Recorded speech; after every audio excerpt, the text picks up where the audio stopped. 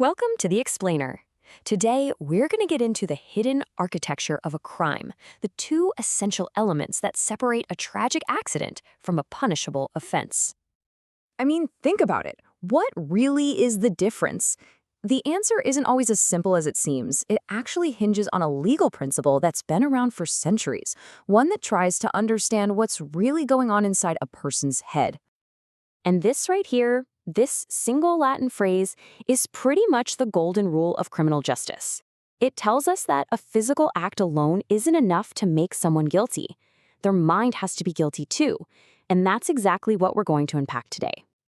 So here's the thing. Almost every single crime is made of two key components. You can think of them as two sides of the same coin.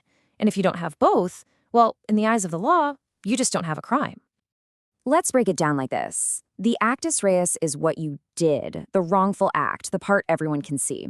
And the mens rea, that's what you were thinking when you did it. That's the guilty mind, the internal part. You absolutely have to prove both. This diagram really lays it out perfectly. You can see how our actions, whether it's actually doing something or maybe failing to do something, don't automatically become a crime. They have to pass through these two filters, the physical act, the actus reus, and the guilty mind, the mens rea. Only when those two things combined does simple conduct turn into a criminal offense. Okay, so let's start with the first piece of this puzzle, the actus reus, or the wrongful act. What exactly does the law even consider a wrongful act? So this isn't just any old action. It has to be something you consciously choose to do, a voluntary movement. But it can also be a failure to act when you have a legal duty to do something.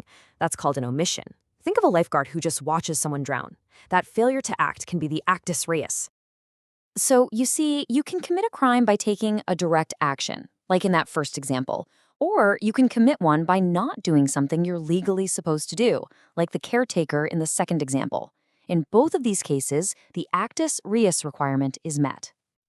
All right, so we've covered the what of a crime, the physical act. Now let's move on to the why. This is the second and, honestly, the much more complex element, the mens rea, or the guilty mind. You could argue this is the most important element of a crime.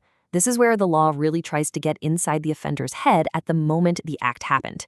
To get a conviction for most crimes, you have to prove they had a blameworthy state of mind. But here's the catch. Not all guilty minds are created equal. The law actually recognizes a whole spectrum of blameworthiness. Generally, it breaks down into 3 different forms, and each one carries a different weight: intention, negligence, and recklessness. Let's take a look at each one. So let's start at the top, with intention. This is considered the most serious level of culpability. This is when there's a clear, direct line from what a person was thinking to the crime they committed. Now check this out. The law has this really fascinating concept called transferred intent. So, what happens if you mean to hurt one person, but you miss, and accidentally hurt someone else? Well, the law doesn't just say, oops, my bad. Your original criminal intent actually gets transferred to the person you did hit, and you're still held responsible. And then you've got something called conditional intent.